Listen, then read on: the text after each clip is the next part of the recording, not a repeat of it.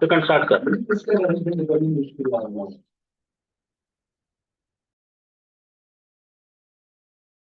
Hello. Hello. Am I audible? Good morning. Can hear you. Yeah. Yes, sir. Okay.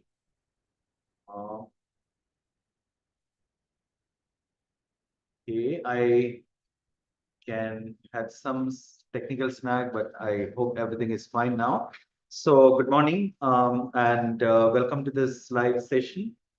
I want to believe all of you are enjoying the lessons, enjoying the chapters that you are learning week on week, and you find the assignments interesting. And we've been receiving some feedback, and we've been responding to your questions on the chat box. And we, of course, look forward to receiving more questions and more feedback. And we are happy to help you wherever we can.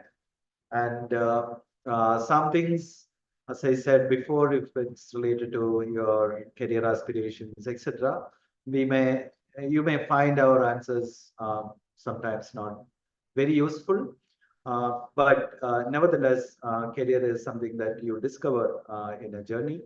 So do stay on and post us more questions so that we also remain engaged throughout the week. And we want you also to be engaged and engage us too, and so that this becomes a very learningful journey. And I guess you are into the 8th week, so we were just reviewing the lessons that you have already learned. So you are soon going to switch to information privacy as another module in this course, but you have almost completed all the lessons that are relevant to cybersecurity management and cybersecurity policy, more from an administrative or techno managerial point of view. And you have already understood that this is not a technical course, but technology is one resource that is involved in this in this space called cybersecurity. But that's not the only thing. We also have seen there are other stakeholders and other aspects that are involved in cybersecurity management, which involves people, which involves policies and processes, standards and frameworks. So that is what we have seen so far, and my effort in this course is to give a decent foundation on cybersecurity, and particularly concepts. Okay. For example, in the slide that is shown here, you are seeing some keywords like threats, attack, vulnerability, and risk. Okay. And oftentimes, these words are used interchangeably. Okay. When people talk about cybersecurity, they may use these terms as if they mean the same. Okay. So you have seen now, having gone through the lectures, you now understand what is a threat. Threat is not a risk. Okay. Threat is a source of risk. Okay. Risk is the ultimate thing that happened, but it is actually threats that lead to a state of risk. Okay, a risk is like a state. Okay, attack is an event that occurs at a point in time. Okay, and attack happens because there is a threat, and threat has a certain probability. Okay, so there are also chances involved. Okay, just because it's going to rain, it doesn't mean that there's going to be a flood. Okay, even if there is heavy rain, if you are prepared, then you know that there cannot be a flood, or the water is not going to really cause any major risk to you. Okay, so there is also something called preparedness, okay, which actually brings us to the topic of residual risk. Okay, we are actually prepared, but despite our well preparedness, there could be major events, okay, which can actually sort of go beyond our capability to protect ourselves. Okay, so that is called residual risk, or that which is left over, okay, despite our current preparation. Okay. And also there is vulnerability. Okay, so vulnerability is okay. So you have threats, you have preparation, but despite that, there are certain holes, okay, which you haven't plugged. Okay, so those holes are the vulnerable points of vulnerability as far as you are concerned, and it is a vulnerability that actually hackers exploit. Okay? So exploit is also a technical word. We have discussed this. So it is the exploit is planted through a point of vulnerability, and finally, that leads to impact. Okay. So so the impact is also a determinant of risk. Okay. Just because there was an attempt on or there was actually a, attempted attack, it doesn't mean that it had any impact. Okay, so risk also reflects impact. Okay, so keep that in mind. So therefore, it's a very composite indicator of something that is adverse. Okay, that can potentially happen, but uh, what probability exists for it to happen, and if it happens, what is the impact? Okay, the risk takes into account all these aspects. So just keep that in mind. Risk is not just threat, risk is not attack, risk is not vulnerability, but risk is a combination of all this. Okay, so this is something that you have seen. So you have already seen that the formula for risk is actually risk is equal to loss frequency into loss magnitude minus measurement uncertainty. Okay, measurement uncertainty. Okay, in the formula that was given, there is also one more factor in the formula which is minus a risk that is already covered by existing measures. Okay, well, so well, in the new edition of the textbook, I checked that they have removed that factor because that is a bit confusing. Because when you do risk assessment, we have seen in a risk assessment, there is risk identification, risk assessment, risk control. Okay, three aspects of risk management. So in the risk assessment process, essentially, you are evaluating only those aspects, or we are only evaluating vulnerabilities which exist despite the current controls, and therefore it's not um, very meaningful to have that factor in the formula. So if you can actually go by this formula, loss frequency into loss magnitude minus measurement uncertainty. I think somebody asked this question also in the chat box. So and essentially you're always calculating risk as residual risk, because the risk assessment process will only capture the risk that currently exists. Okay, after you have set in place certain measures for protection. Okay, despite that, there are vulnerabilities. That is what you look at. Okay, and hence you have a valid point. Some of one of you asked that question. So my response would be this: that fact, the risk that is calculated using this formula is always the residual risk. Okay, I hope that clarifies. Okay, and I think this is one slide which is already covered, but this helps you again understand the effectiveness of using biometric devices, especially for authentication purposes. And they have their own limitations. That is something which I stressed in the lecture. Particularly, there are false positives and false negative. Okay? FAR is false acceptance rate, okay? Or that is actually false positive. How much false positives do occur? Okay, and FRR is false negative. Okay, or false rejection ratio. And you can see that when false positive is very high, false negative is low, and vice versa. Okay, and so therefore there is a optimal meeting point. Okay, that is where you typically tune the device. But despite that, you can see that every device will have some false positive and some false negative.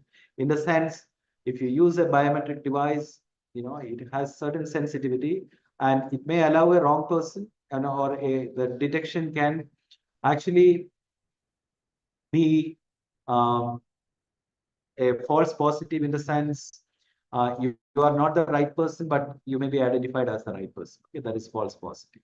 False negative is you are the right person, but it rejects you. Okay. So there is chance. Okay, that is what it shows.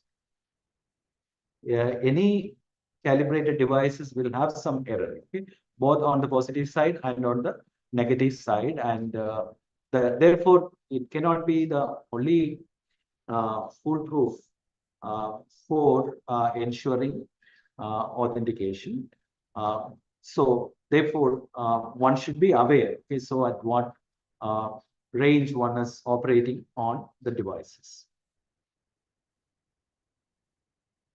Okay, and this is a topic I did not cover in the lecture, but I thought this will be of interest to many of you because blockchains have emerged as important technology, not only in financial transactions, cryptocurrencies, but also in several aspects of automating organizations.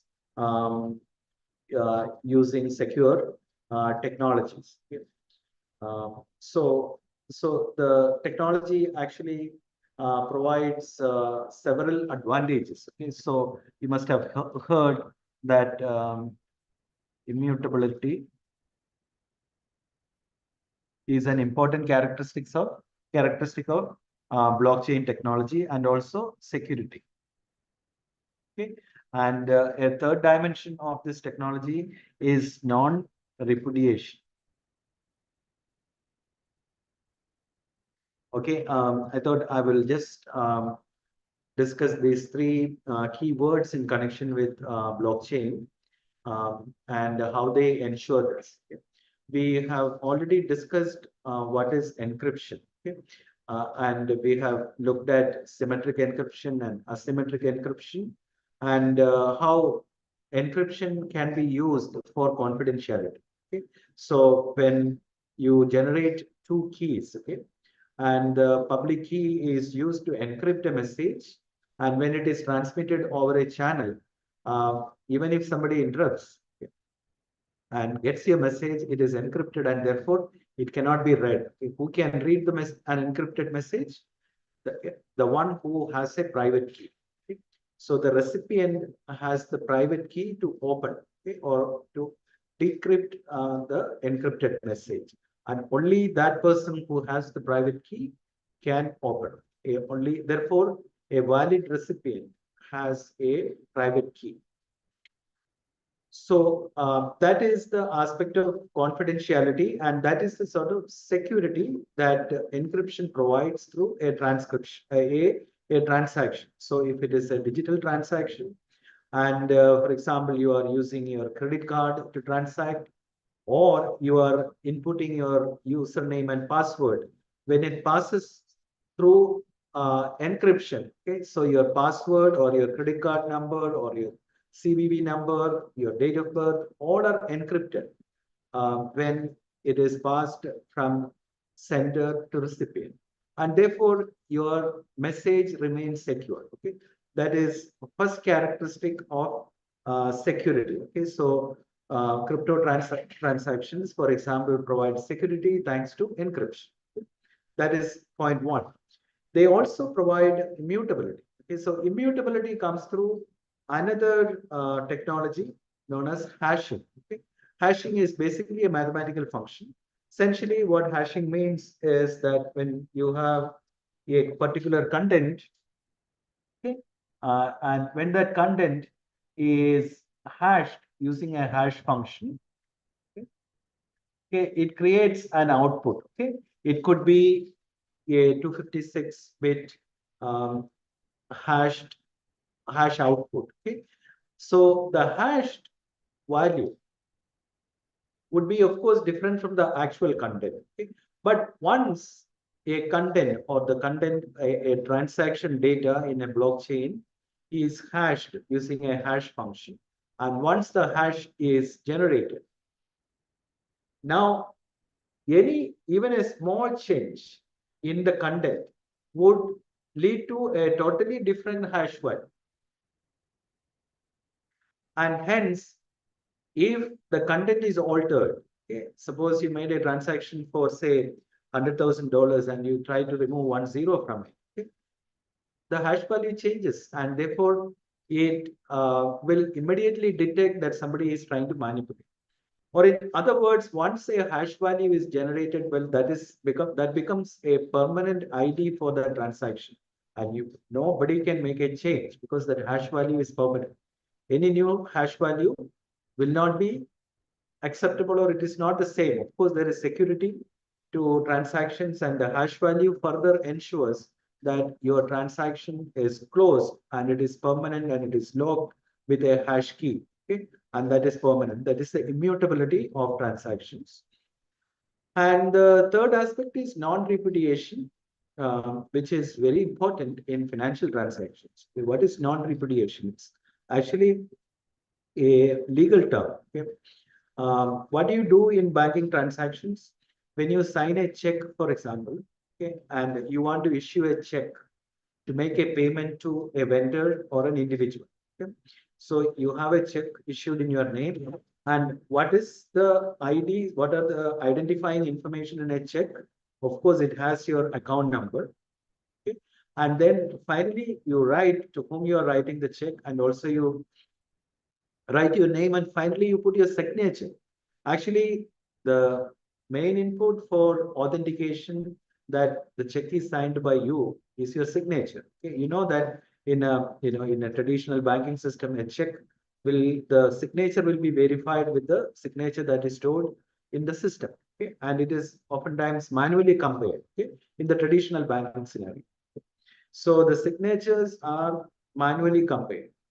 And if it appears to be the same, the one to whom you issue the checks receives the money, and if the of course signature is different, then the flag is raised. Now, suppose you're very clever, okay? You want to satisfy a vendor that, well, I have issued a check, okay, and but at the same time you don't have money in your account, or you don't actually really, you later decide that you don't want to make the payment, or you want to refuse to accept that you have made the signature. Suppose you made the signature slightly differently and gave that check, and the accountant or the teller may actually look at your signature and may well, it looks alike, okay, but there is some difference, okay. It's a gray area. You later claim in the bank that I did not issue that check, somebody else has stolen my checkbook or made the signature, it is not me. That is called repudiation. That is called repudiation. You are refusing to accept that you actually made the signature. Okay. Nishkash, I will come to you. I know you have a question. But transactions should be non-repudiable. If people keep refusing that they made the transaction, then it becomes a real problem in financial transactions. So therefore, there is a need for non-repudiation. Okay?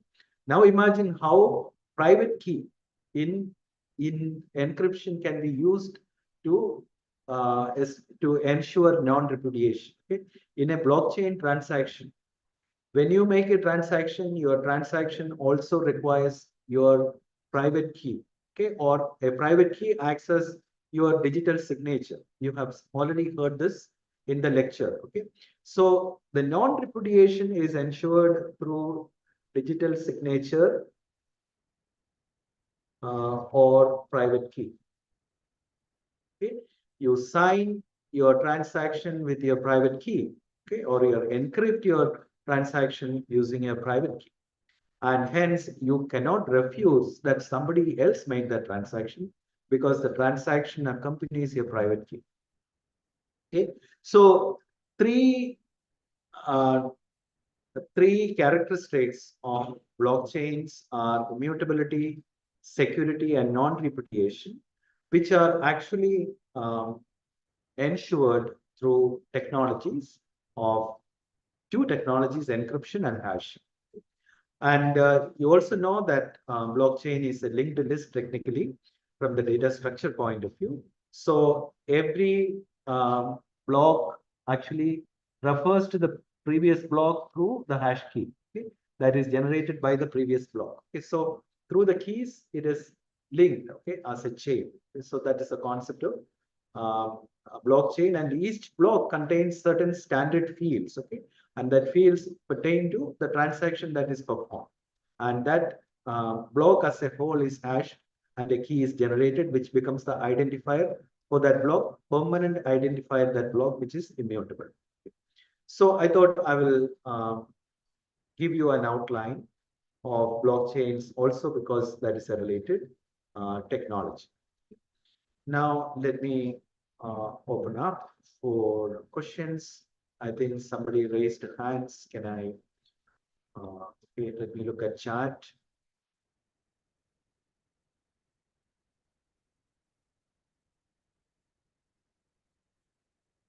Okay, let me first, Nishkash, what is your question? You have raised hands.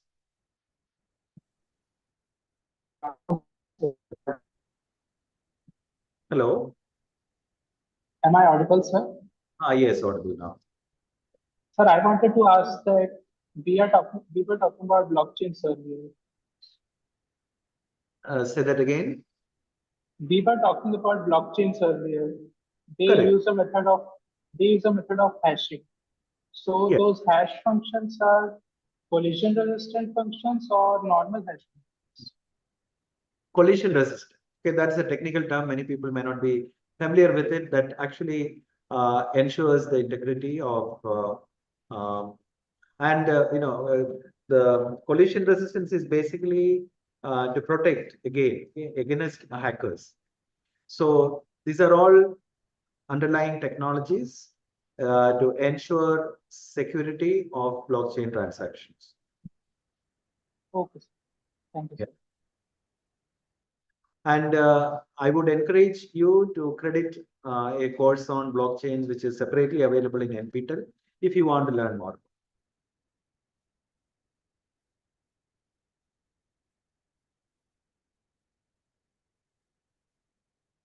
Okay, now let me look at some questions that are coming up in the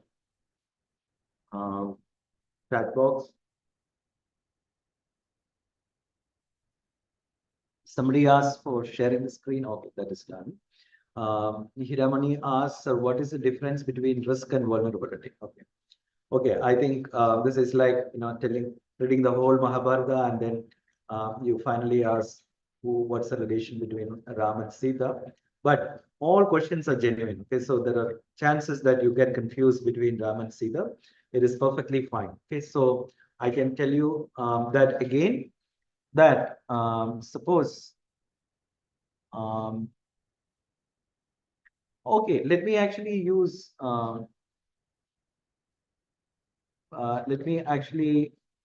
use this diagram to explain. Okay, so here actually I have tried to show what is vulnerability. Okay.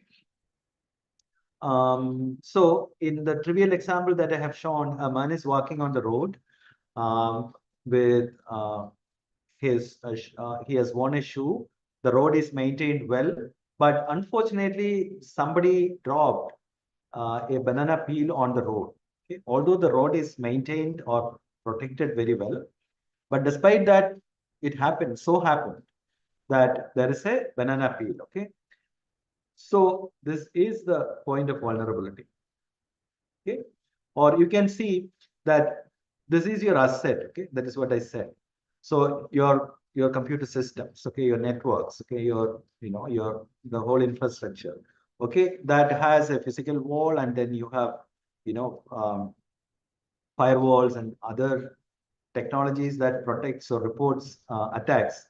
But despite that, there could be vulnerabilities which you haven't fixed. Okay, or for example, you haven't updated your Windows systems. Okay, or you haven't updated your Mac. Okay, so and there may be a new threat because of which the the the manufacturer is actually giving you an update, a security update, which you actually don't update, because there is some downtime required sometimes for updates. Okay, so that is called a hole in the wall. Okay, a hole in the wall is your vulnerability.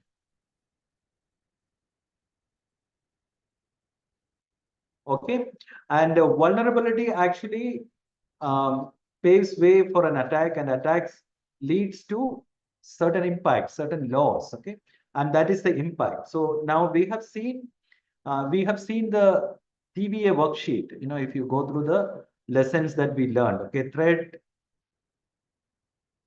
vulnerability,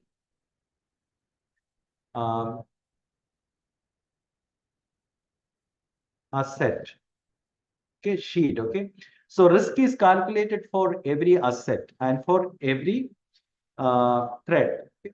So when you look at a particular asset, you find that the asset has certain vulnerabilities like 1, 2, 3, etc. Okay, it is from that you actually calculate, but rest of it is actually well protected. You also see that there is protection against external threats. Okay, but there are also holes. Okay, that is the basis for calculating the loss frequency. Okay, loss frequency is a function of um, probability of threat and probability of success of attack. Okay, success of attack.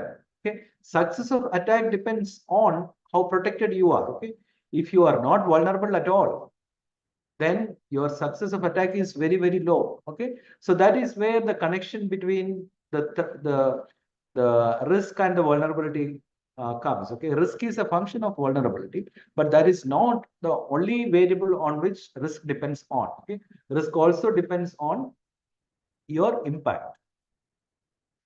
Do you understand that? Risk is equal to loss frequency into loss magnitude. Okay, so the loss magnitude is derived from the impact. Who asked this question? Hiramani, are you clear?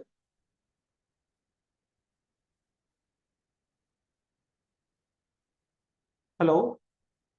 I think somebody asked the question and left, it seems. So I hope I explained. Okay. So in the calculation of risk, vulnerability is only a probability. But that is not the only measure that you use to calculate risk. Okay, you also look at the probability of threat, and you also look at the impact if that attack happens. Then you also minus the measurement error from that. That is the overall risk that you calculate. Okay, so risk and vulnerability are related but not the same. Okay, somebody said we don't have access to the research paper for week 1. Okay, which is the paper that you're referring to? I think I have given you an online link.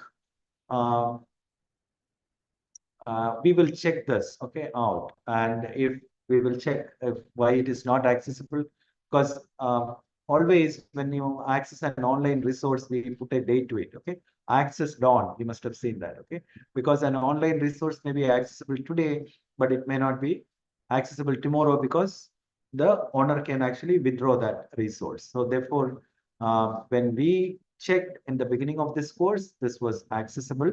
And for some reason, if it's not accessible today, we will actually try to look for an alternate source. But we cannot guarantee this because these are published papers. Okay, and these papers are actually copyrighted, and they also belong to the publisher. Okay, and if somebody is willing to put this up online, then we find it. Okay, otherwise we don't. Okay. So in NPTEL program, we don't actually buy and provide you resources. Okay, if some resources are open and online, we try to help you with that. Okay. Otherwise, you may have to go to a library to access this resources where it is available. Balgopal, can you check this paper for week 1 and see if free link is available, and then send it on a chat. Sure, sir. Or in the chat box. Okay, sir. All right. Okay. Namita, does that answer your question? Okay, I think the one who asked the question is not available. Okay, Niharika wants to know what is non-repudiation. Okay, repudiation is like this. Okay, you have now typed your name as Niharika Ravi. Okay, and now you sign out. Okay, and then you come in somebody else's name. Okay, you sign in through somebody else's account. Okay, and suppose that is Sujata. And we were keeping track of you, and we saw that Niharika was here, and then she left, and then she came back in some other name. Okay? And you come in the name of Sujata, and you say, "I never came in. I came in just now. Okay? I didn't ask a question." Okay, that is repudiation. Okay? You refuse to accept what you did. Okay, now that is not desirable in online banking, especially in formal transactions where agents are involved. Okay, X, Y, these are two agents. X and Y are exchanging, okay, in a financial transaction. Okay, you get giving and taking. But if the giver refuses that I get, then there is a problem in the integrity of the transaction, right? So you cannot trust the system because people refuse after giving a check. That is the example I gave. Okay, that refusal is technically known as repudiation. Okay? So non-repudiation is the quality or the attribute that is required in formal transaction. Once you transact or once you involve in a formal transaction, you should not be able to, even if you want to, you should not be able to.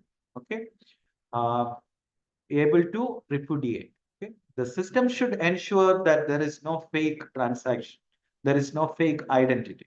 Okay, there is no refusal of transaction, and that is very important in financial transaction. Okay, and that is known as non-repudiation. Yes, Nick. So does that answer your question, Harika? Yes, sir. Thank you, sir. Okay. What are the tools used to identify threats? Okay, that is a big question. Okay, if you are asking for commercial tools to identify various threats. Okay, so there are multiple uh, types of technology that are actually available to detect, and there are technologies that just detect and report.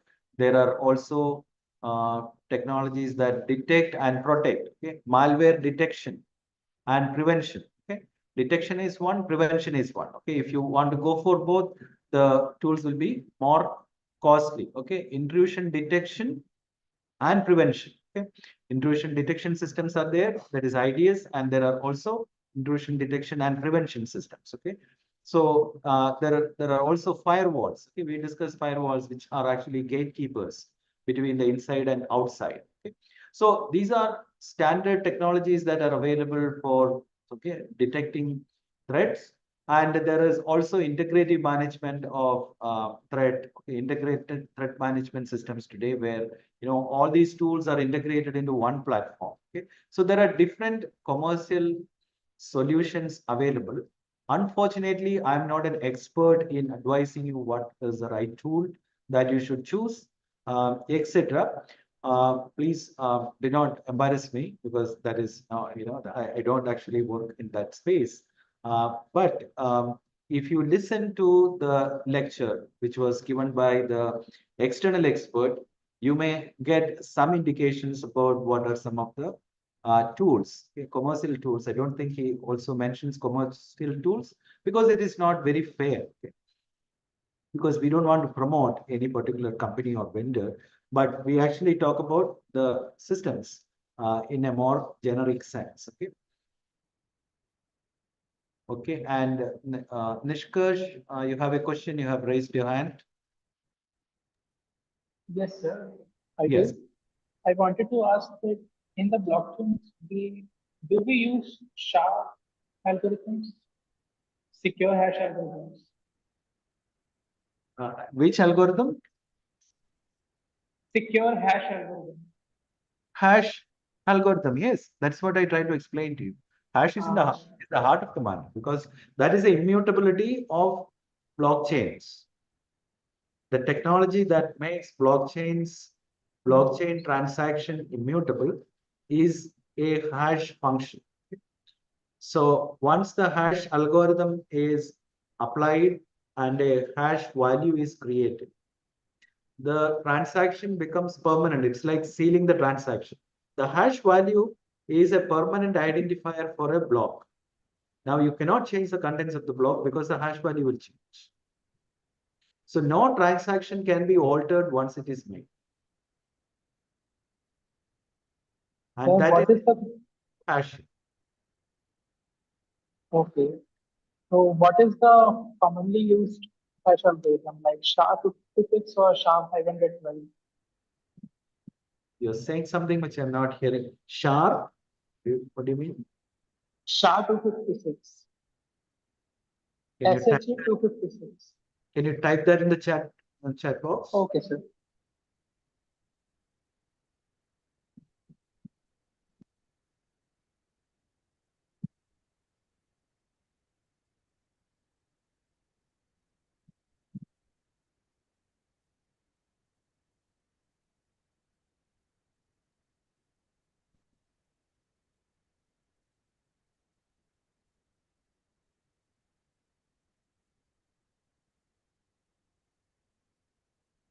I did.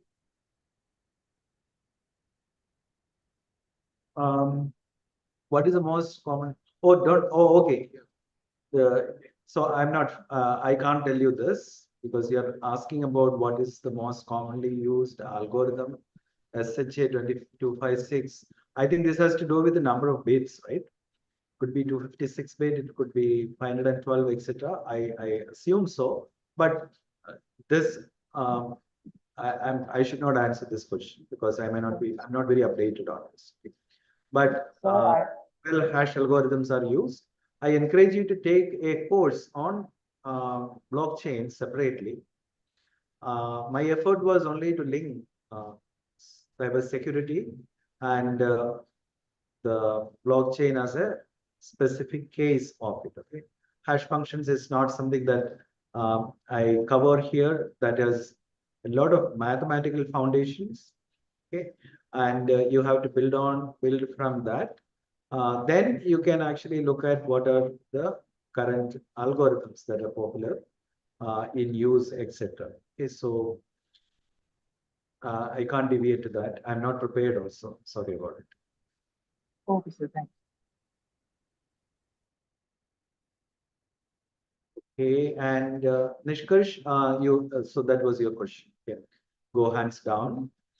No, yes. Okay, I think Balgopal has responded to Namira's question.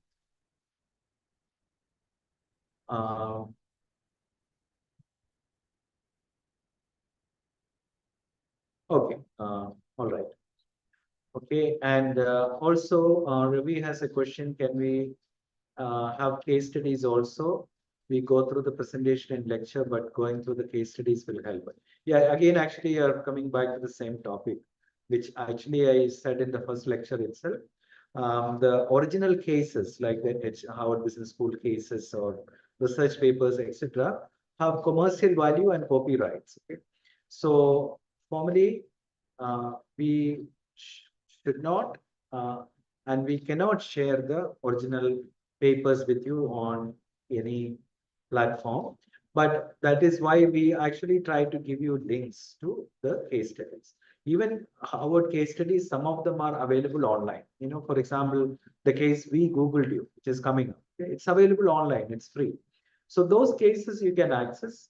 And some snippets of this case studies are available in other sites which we searched out. And in the course outline, you have received links to that. Okay? Apart from that, we are helpless. So forgive. And the other way is if your institution has subscription to Harvard case, or your friend's institution has, etc. When I was a research scholar, that is how I used to get research papers. Okay? My institution did not have subscription to all the papers that I wanted. Okay, oftentimes you reach this dilemma. Well, I search for it; it's not subscribed by my digital library. Even in IIT Madras, I face that problem. Okay? Informs, which is an important set of journals, we don't have access to it. Okay, so what do I do? I ask my friends, can you actually do that? Okay, so I get it from sister institutions. Okay, don't be ashamed in asking for resources from uh, friends and colleagues where they may have access to. Okay, that is how we learn. Okay? So please uh, search for alternatives, and we can't provide everything to you, and that has a cost, and that also has legal implications. Okay, Rajiv. Okay.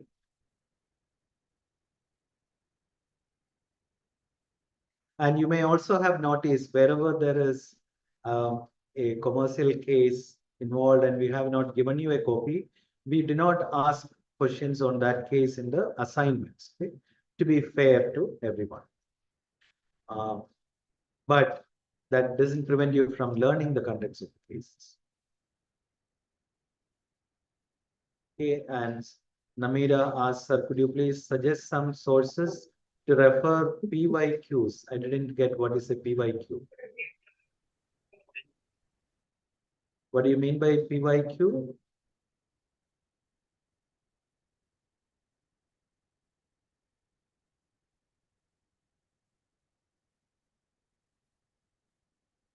Namira, are you there? You said PYQ. Previous year question. Okay, sorry. Previous year question paper. Oh, okay, please. I know FAQ, but PYQ, I'm sorry, I'm not so familiar with it. Previous year question papers. Well, this is not a resource I can provide because this will depend on the policy of the NPTEL platform. You can write to them what they do about previous year questions, because this is a fairly new course. Okay, this is the second run. Okay? So therefore, the question bank is limited, and you can see that as far as I know, there is no course on information privacy in NPTEL. Okay? It's a new phenomenon and it's a new course, and it's very difficult to give you questions because they are not in plenty. Okay? And not many years have passed after the course started. It's a new course. Okay, so bear with us and go through the lessons, go through the PowerPoints, go through the resources that you can access, and you will be fine as far as your exams are concerned.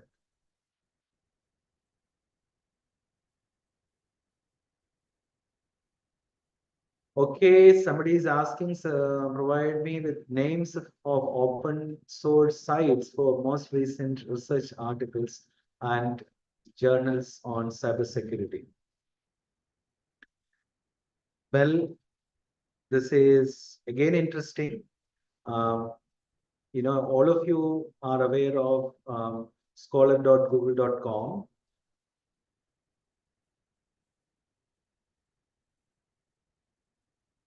Okay. So we call it Google Scholar. Google Scholar does this job of aggregation. Okay, if you search for a paper in Google Scholar, not in Google Search, but in Google Scholar, if you search for a paper, that is actually a very targeted search. Okay? And they do this aggregation, right? If that paper is posted by anyone, anywhere in any site, Google Scholar will tell you. Okay, and you can actually, it will give the link, and you can actually download the paper from that site. Okay, and other source is ResearchGate.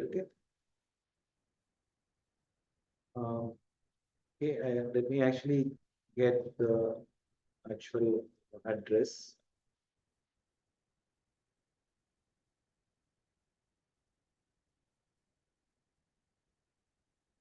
Give me a moment.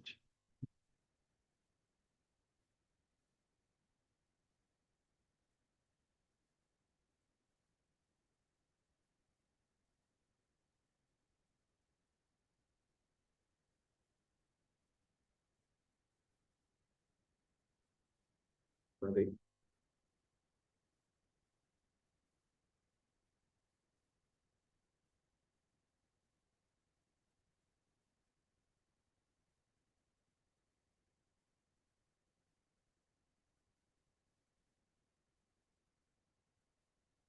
Okay. I have shared the site address here, researchgate.net. I believe some of you are already members in ResearchGate, and if you are not a member, I encourage you to become a member or you sign in with your credentials to ResearchGate. And in ResearchGate, you can actually search for research papers. And sometimes the paper is readily available. The authors have shared it here. It's an author network, basically.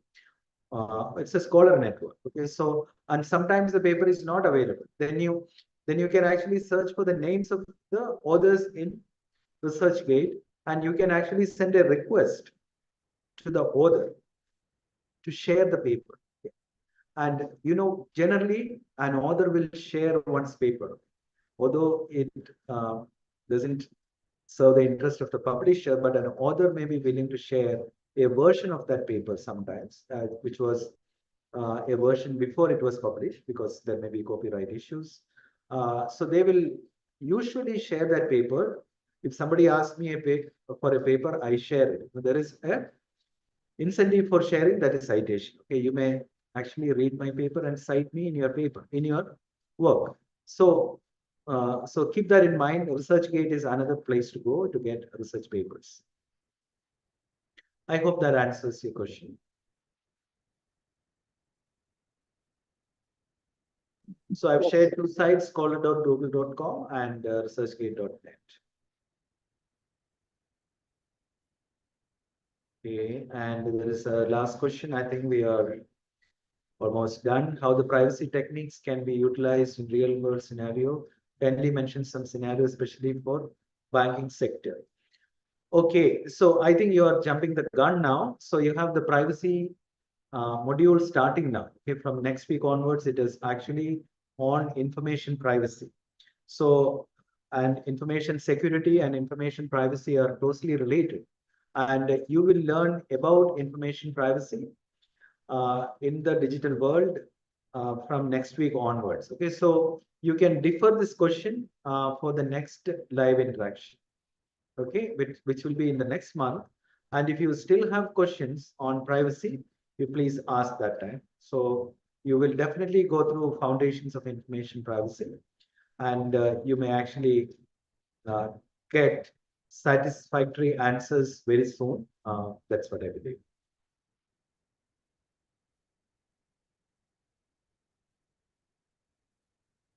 And let me also look at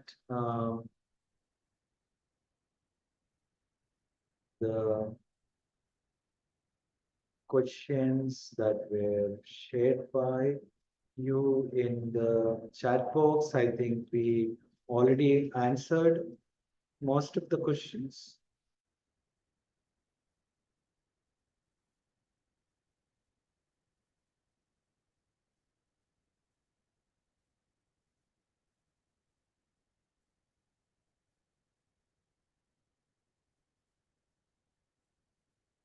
Oh, there's some problem. Okay, I'm sorry. Okay, there was a question in the case of ransomware attack. How will the company pay the demanded amount to attacker? Generally, per my limited knowledge, they may pay to their bank account, net banking, credit, debit, UPI wallet. I heard about the cryptocurrency, about which I have no knowledge. If the company pays in methods mentioned in the option 1, cybercrime police can easily trace them and arrest them, right? As cybersecurity student, I'm curious. Thank you. Well, good question as to how you make payment to a hacker. Because in a ransomware attack, the hacker has taken control of your machine. The machine is encrypted and the key is with the hacker. Okay? And you need that key to decrypt the machine. Somebody else logged your house and, standing with the key. Okay, you pay money and then the key will be given to you. Now, this is a problem. it's on one side, your house is locked or your business is down. You can run your system. You cannot run your systems or your e-commerce is down. Okay. And you are actually losing revenues and it is an illegal attack. Okay. So it's a thief who is at the door and who is actually blocking your resources. And hence, you can, of course, look for remedies. But today, when you learn again on policies, particularly privacy policy and all, you will find that if there is a hacker attack, okay, or if there is a cybersecurity incident, it has to be reported, okay, to a competent authority. Okay. In India, there is something called Digital Personal Data Protection Act, okay, or DPDP, okay, which again requires uh, an attack to be reported in a stipulated period of time. In GDPR, it is 74 hours. Within 74 hours, an incident should be reported. And hence, what that means is that if there is a breach or if there is a ransomware attack, okay, you are supposed to report it first. Okay? Report the incident first, okay, and create a report, proper report, and report it to the police, report it to the competent authority, and then you are safe because you have to restore your operations, okay, and you are paying a thief. And if somebody is placing a barrel onto your head and ask for money, you have to protect your life. Okay, you may actually give money and protect yourself. Okay, that is a kind of condition. Okay?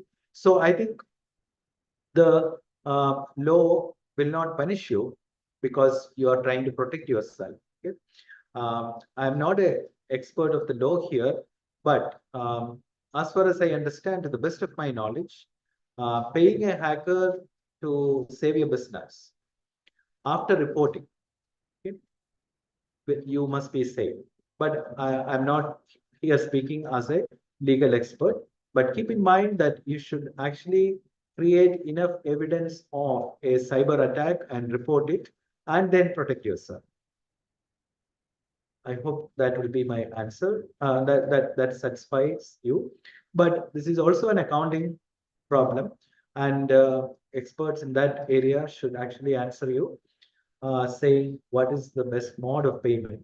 And oftentimes you may not have the option because the hacker would say pay by cryptocurrency alone. Okay? Then you have to pay in that way. Otherwise, you don't get the key to open your system, right? So you succumb. And I think the question number 2 on calculating residual risk, I explained in the beginning itself, and that is answered already. All right. And is there any other question?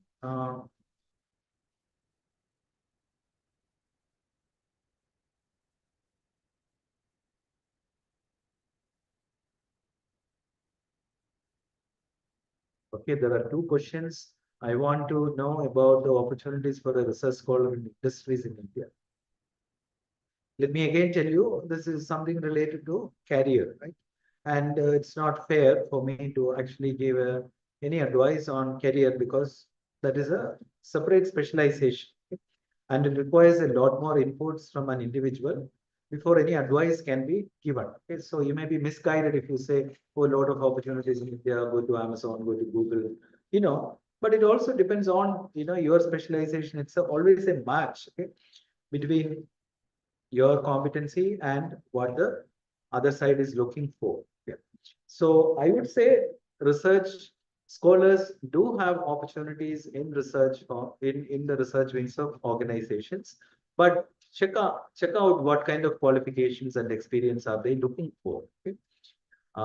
So from I would say in Indian context, in academic research, okay, we have research programs. Most of our research scholars post their PhD, they go to an academic institution, but some of them, of course, go to industry, and they find jobs in specialized areas where research is active in that organization.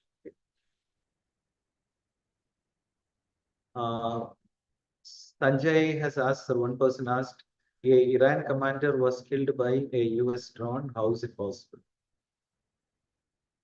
How do I answer this question? A drone actually killed him. Okay? And you can read about it in newspapers, okay?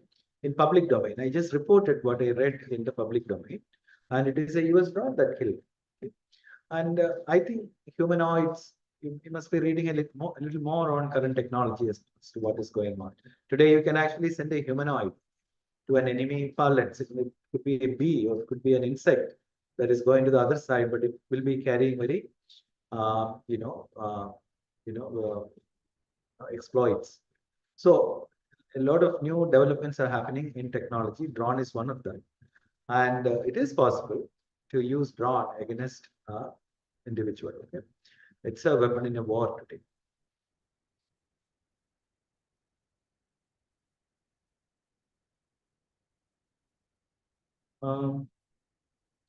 Renga, this may be, yeah, we are turning 1 o'clock, so I will close it. One last question. Is there some document available on how draft policy on data protection and privacy compare with GDPR? Well, there is a discussion coming up on both. Okay, our India's DPDP, so they call it Digital Personal Data Protection Act, which became an act last year, and also GDPR. Okay, so you will see student groups actually discussing this in the upcoming sessions. Okay, you can wait for that. So we do have sessions on both, and you will be able to get some comparison of the two. Okay, so you have to wait for the next module. I think I have covered all your questions in the chat box in Zoom, as well as the questions that came in the track that was opened for this live interaction in Google. Okay? And if you still have questions, feel free to ask us all your questions in the chat box, and we will be responding to you. And we look forward to receiving more feedback, okay, more questions, and more things, more responses from you about the course. Okay? Enjoy this course, and all the best. And I'm looking forward to meeting you all in the next live interaction and reserve your questions. Reserve some questions for the next live interaction. Thank you very much to all of you, and have a good day. Thank you, sir. Thank you. Thank you very much.